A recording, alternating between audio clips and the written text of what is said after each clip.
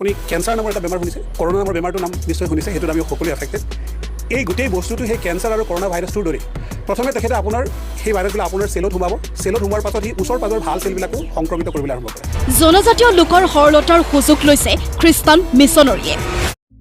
फिन आरोबाव आसामनि ख्रिस्टियानफोरखौ लानानै गोबां मानसिफोरा सावरायदों आरो बेयावहाय बुंदों केन्सार आरो करुना भाइरासआ जेरै गुबुन सेलफोरखौ गुबुन जिबख्रिफोरखौ मोजां जिबख्रिफोरखौ नष्ट खालामो बेबायदिनो केन्सार आरो करुना भाइरासफोर बायदि ख्रिस्टियानफोराबो मोजां सुबुंफोरखौ गाज्रि खालामगासिनो दङ होननानै बुंदों। सनजाग्रा प्रियफोर दिनै नोंथांमोननो आसामनिनो मोनसे रादाब लानानै फैदों, जेरावहाय माखासे मानसिफोरा मिडियानि गेजेरजों बेफोर गासै बाथ्राफोरखौ फोरमायदों, फोसावदों। दे अब्ला प्रियफोर नोंथांमोननो दिनै बेबायदि रादाबखौनो लानानै फैदों। दा बेयावहाय भिडिअखौ जोबजासिम नायगोन। बे रादाबफोरखौ मोनथिजोबनो थाखाय बबे जायगायाव सोर बुंदों, मानो बुंदों, बेफोर गासै बाथ्राफोरखौ नोंथांमोना मोनथिनो हागोन। आरो बेबायदिनो सोमोनांथाव माखासे रादाबफोरखौ ख्रिस्टियानजों सोमोन्दो थानाय रादाबफोरखौ नायबाय थानो थाखाय जुदि चेनेलखौ दासिमबो साबस्क्राइब खालामाखैब्ला चेनेलखौ साबस्क्राइब खालामना लागोन आरो लोगोसे मोनसे लाइक होनानै गालांगोन आरो हायोब्ला भिडिअखौ शेयार खालामगोन जेन साफ्रोमबो बर' ख्रिस्टियान बिदा फंबायफोरा बयबो जेन मोनथियो। अनजाग्रा प्रियफोर दे अब्ला नोंथांमोननो थोंजोङैनो बे रादाबखौ दिन्थिग्रोनो हास्थायबाय।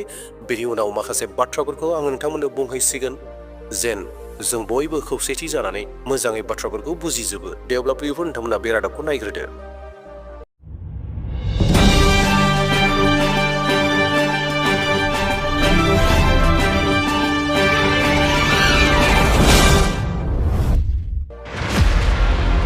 কেঞ্চাৰ, কৰোনা আৰু খ্ৰীষ্টান মিছনৰী।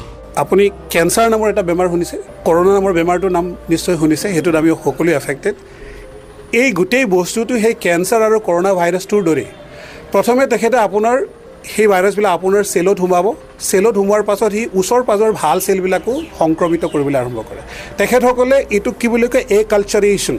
একালচাৰেশ্যন মানে কি হ'ব, মই মিচিং গাঁৱত সোমাবলৈ হ'লে মই মিচিঙৰ কাপোৰযোৰ যদি মই পিন্ধি লওঁ আৰু মিচিঙৰ ভাষাত যদি কওঁ, মই যদি খ্ৰীষ্টিয়ান ধৰ্মৰ যীশুৰ কথাটো যদি মিচিং ঐনিতমত সংযোজন কৰি দিওঁ, মই যদি নাম কীৰ্তনত সেইটো সংযোজন কৰি দিওঁ, তেনেহ'লে মোৰ সহজ সৰল মানুহখিনিয়ে ভাবিব এইটোতো ঠিকেই কৈছে, আমাৰ নাম কীৰ্তনেৰে গাইছে, আমাৰ সুৰত আমাৰ ভাষাত গাইছে, গতিকে এইটো এটা মোডাছ অপাৰেণ্ডি বা এটা SOP ষ্টেণ্ডাৰ্ড অপাৰেটিং প্ৰচিজিয়ৰ বা এটা ট্ৰিক বুলি আপুনি জানি ল'ব।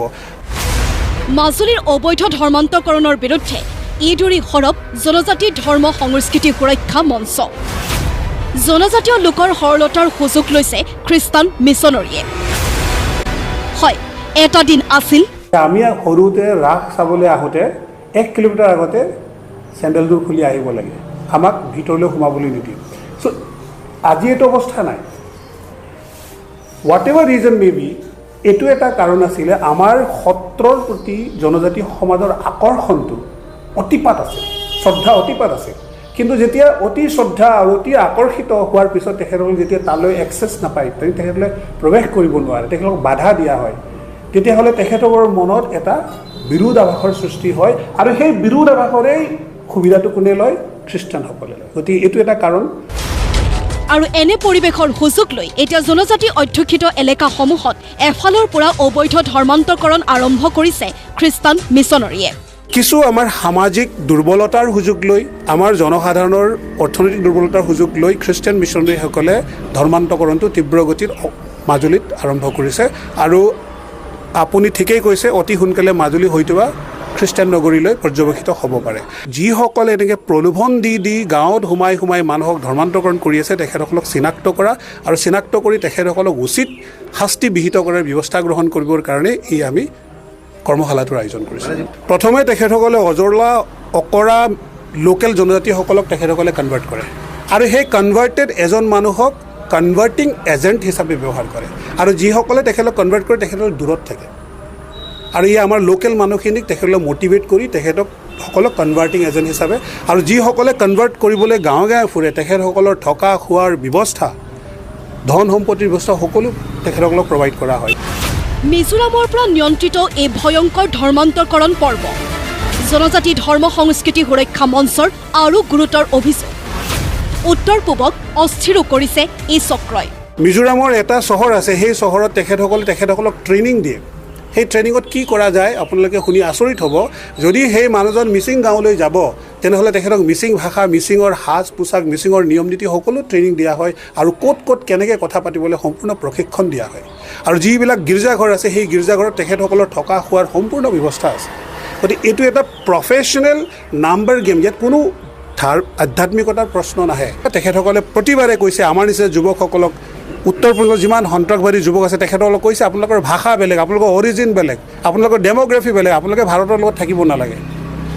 আমাৰ ল'ৰা ছোৱালী সেইটোত কনভিন্স হৈছে আৰু সেইকাৰণে আজি উত্তৰ পূৰ্বাঞ্চল অশান্ত হৈয়ে আছিলে ইমান বছৰে। মণিপুৰত তাৰ চৰম পৰ্যায় পাইছে, আজি ৱেষ্ট বেংগলতো সেই পৰিৱেশ আৰম্ভ হৈছে। অহা ২৬ আৰু ২৭ এপ্ৰিল তাৰিখে মাজুলীৰ নয়াবজাৰ স্থিত শংকৰদেৱ শিশু নিকেতনত এই ধৰ্মীয় আগ্ৰাসনৰ বিৰুদ্ধে সজাগতা অনাৰ উদ্দেশ্যে এখন কৰ্মশালাৰো আয়োজন কৰিছে সুৰক্ষা মঞ্চই। প্ৰলোভনত পৰি স্বধৰ্ম ত্যাগ কৰা সকলৰ প্ৰতি কাতৰ আহ্বান। মই ইয়াত সকলো জনজাতি ভাই বন্ধুসকলক এইটোৱে ক'ম যে এটা জাতিৰ পৰিচয় হৈছে তেখেতসকলৰ ভাষা, ধৰ্ম আৰু সংস্কৃতি। ভাষা, ধৰ্ম, সংস্কৃতিৰ নিজস্ব ভাষা, ধৰ্ম, সংস্কৃতি। আৰু যেতিয়া আপুনি নিজস্ব ভাষা, ধৰ্ম, সংস্কৃতিটোক ত্যাগ কৰিব বা হেৰুৱাব, তেনেহ'লে আপোনাৰ আইডেণ্টিটিটো শেষ হৈ যাব। ব্যক্তি হিচাপে আপুনি জীয়াই থাকিব, কিন্তু জাতি হিচাপে জাতিৰ পৰিচয় হৈছে নিজস্ব ভাষা, ধৰ্ম আৰু সংস্কৃতি। আৰু সেইটো ত্যাগ কৰা মানে আপোনাৰ অস্তিত্ব গোটেই পৃথিৱীৰ পৰা হেৰাই যাব। ধৰ্মীয় আগ্ৰাসন নিন্দনীয় আৰু শাস্তিৰ যোগ্য। জনজাতীয় লোকৰ সৰলতাক ব্যৱহাৰ কৰি চলোৱা এনে কাৰ্য ক্ষমাৰো অযোগ্য। প্ৰকৃত ধৰ্মীয় অপৰাধী চিনাক্ত হওক। মাজুলীৰ পৰা তীৰ্থ ভূঞাৰ ৰিপৰ্ট, প্ৰতিদিন টাইম।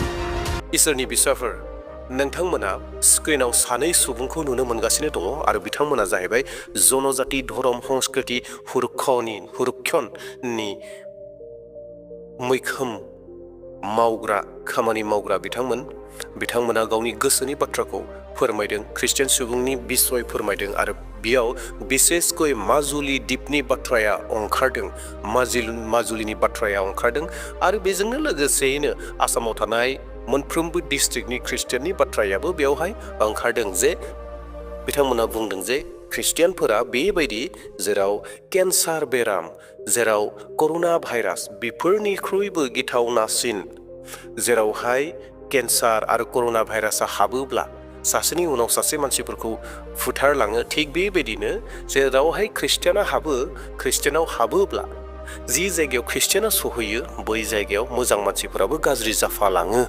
बे बाथ्राखौ बिथांमोना रादाबनि गेजेरजों मोनथिहोदों।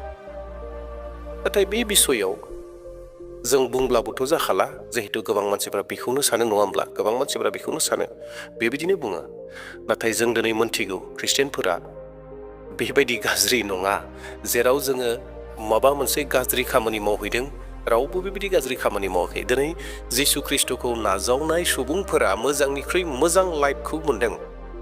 आङो बेखौ बुंनो नागिराखै जिसु ख्रिस्ट'खौ नाजावनाय बेक्तिफोरा धोन सम्पति मोनदों, बे बाथ्राखौ बुंनो नागिराखै। जिसु ख्रिस्ट'खौ नाजावनायखाय धोनि जादों बेखौ बुंनो नागिराखै। नाथाय जिसु ख्रिस्ट'खौ नाजावनायखाय गोबां मोजां जिउखौ मोनदों होननायनि ओंथिया बेसो, जिउआव सुख सान्तिखौ मोननो हादों, बासायजानायखौ मोनदों, गोजोन सान्तिखौ मोनदों, दुखुनि समावबो रंजानो हागोन।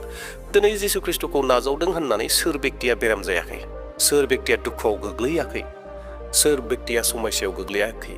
बे जाहैबाय गासैबो बुहुमनि मोनसे खान्थि, बुहुमनि मोनसे नेम। बयबो बेरामाव गोग्लैगोन, बयहाबो आंखाल फैनो हागौ, बयहाबो दुखु फैनो हागौ। नाथाय बेफोर गासैनि गेजेरावबो जेब्ला जिसु ख्रिस्ट'खौ मोनो, जेब्ला जिसु ख्रिस्ट'खौ नाजावो, बेफोरनि गेजेरावबो सुख सान्ति थानो हायो। जिसु ख्रिस्ट'आ सहाय होयो सैसोनानै थानो, समयसाजों लोगोसे दावहा नांनो थाखाय। बे गासै जिउखौ मोनो। नाथाय दिनै गोबां सुबुंफोर दङ जायफोरा बेखौसो बुंनो नागिरबाय थायो, बेखौसो बुङो जे जिसु ख्रिस्ट'खौ नाजावनाय लोगो लोगोनो, ख्रिस्टियान जानाय लोगो लोगोनो जेन सासे मानसिया गावनि हारिमुखौ नागारजोब्बाय, बे बाथ्राखौसो बांसिन बुङो। जेरै जानायनि आसार खान्थि, जेरैहाय गाननाय जोमनायनि आसार खान्थि, राव रायज्लायनायनि आसार खान्थि, न' बां लुनायनि आसार खान्थि, थांना थानायनि आसार खान्थि, गासै हारिमुखौ नागारजोबो, कालसारखौ नागारजोबो होननो नागिरो आरो बेखौनो गोबाङा बुङो।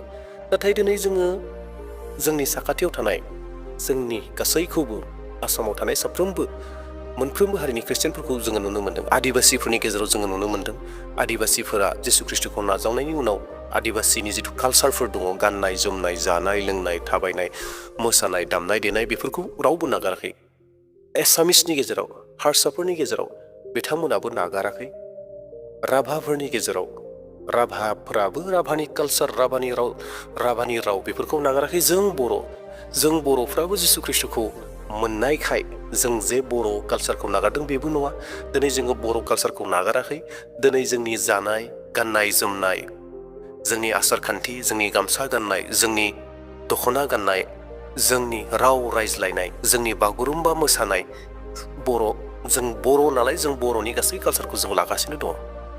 रावबो जिसु ख्रिस्ट'खौ नागारनायखाय गावनि हारिनि कालसारखौ रावबो नागाराखै आरो कालसारखौ नागारनानै रावबो थांनाबो थानो हानाय नङा। नाथाय दिनै बेयावहाय जाय बिथाङा बुंगासिनो दङ, बिथाङा बेखौसो एसे इंगित होदों जे ख्रिस्टियान जानाय लोगो लोगोनो आइडेन्टिटिया गोमालांजोबगोन होननानै बे बाथ्राखौ बिथाङा बुंदों। बेथ' माब्लाबाबो जानाय नङा। जों दिनै जिसु ख्रिस्ट'खौ नाजावनाय बेक्तिफोरा, साफ्रोमबो सुबुंफोरा गावनि हारियाव थागोन। बर'आ बर'नियाव थागोन, नेपालिया नेपालिनियाव थागोन, सावथालिया सानथालियाव थागोन, आदिबासि सोरबाया आदिबासियाव थागोन, राभाया राभायाव थागोन, मिसिङा मिसिङाव थागोन। आरो बे हारिमुआव थानानै, बे कालसाराव थानानैनो कालसारखौबो डेभेलप खालामगोन। मानोना जिसु ख्रिस्ट'आ, इसोरा जोंखौ बेखौसो बुंदों जे नोंथांमोना जेरावखि थाया मानो, जेखि मावा मानो, मोनफ्रोमबो बिषयाव इसोरखौ गोसोखांनानै गासै खामानिखौ माव होननानै।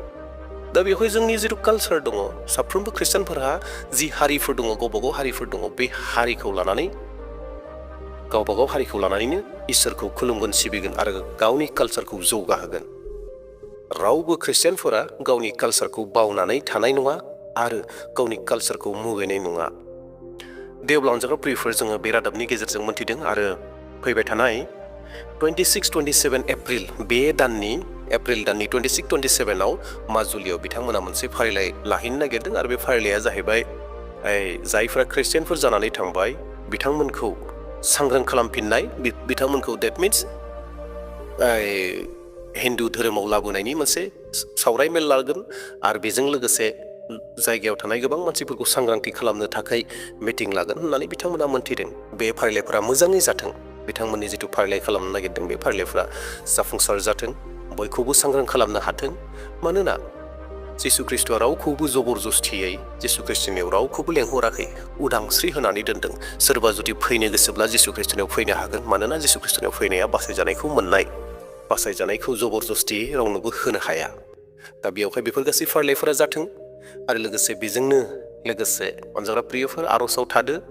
माजुलियाव बिथांमोननि बुंनाय बायदिब्ला माजुलिया सानसे ख्रिस्टियाननि जायगा जाहैगोन नामा होननानै जिथु बुंनाय बाथ्रा, बे बाथ्राया जेन जिसु ख्रिस्ट'नि इच्छाब्ला सानसे जेन माजुलियाव थानाय बयबो जिसु ख्रिस्ट'खौ सिनायो, बयबो जिसु ख्रिस्ट'खौ मोनो, बेनि थाखाय जों आर'ज खालामदो। येस अनजाग्रा प्रियफोर, दिनै जिसु ख्रिस्ट'आ हास्थायोब्ला मा जाया, गासैबो जायो। दा बेवहाय जोङो जिसु ख्रिस्ट'नि आखायाव गथायनि, नाथाय जोङो आर'ज खालामनि अनजाग्रा प्रियफोर, आर'जनि गेजेरजों। आरो जाय बिथांमोना दिनै मेडियायाव गोबां बाथ्राफोरखौ बुंदों, बिथांमोननि थाखायबो जों आर'ज खालामनि। बिथांमोननि साननाय हनाय, बिथांमोननि खामानि मावनायाव इसोरा सहाय होथों आरो सानसे बिथांमोनाबो जेन जिसु ख्रिस्ट'नि बिसय स्टाडि खालामनो गोसो जाथों, जिसु ख्रिस्ट'नि बिसय बाथ्राखौ खोनासंनो, जिसु ख्रिस्ट'खौ नाजावनो, बेबायदि बिथांमोना जेन मोनथियो। मानोना अनजाग्रा प्रियफोर, मोनथिगौ नोंथांमोना साधु सुन्दर सिंहनि जारिमिनखौ। साधु सुन्दर सिंहआ बेबायदि बेक्तिमोन जेराव बाइबेल सावग्रामोन। साधु सुन्दर सिंह जायआ पान्जाबनिमोन, बे साधु सुन्दर सिंहआ बाइबेल सावग्रामोन, ख्रिस्टियानफोरखौ मुगैग्रामोन। ख्रिस्टियाननि मुं खोनाब्ला, जिसु ख्रिस्ट'नि मुं खोनायोब्ला बुग्रामोन, मानसिफोरखौ मुगैग्रामोन, बुग्रामोन, बिनि खाथियाव थायामोन, जाफायामोन, बेबायदि धरननि मानसिमोन। नाथाय बे साधु सुन्दर सिंहआ मोनसे समाव जिसु ख्रिस्ट'खौ नाजावनो गोनां जादों। अनजाग्रा प्रियफोर, बिथांमोनाबो हयथ' नोंथांनि आर'जनि गेजेरजों बबेबा समाव जिसु ख्रिस्ट'आ खामानि मावगोन। दा बेयावहाय आर'ज खालामनायखौ दाबाव, आर'ज खालामनायखौ बानो नाङा, सानफ्रोमबो आर'ज खालामबाय था। देवला प्रियफोर, दिनैनि भिडिअखौ बेसेयावनो दोनथ'नोसै। बयनिसिमबो जय मसीह होननानै भिडिअखौ बेसेयावनो दोनथ'बाय। Thank you.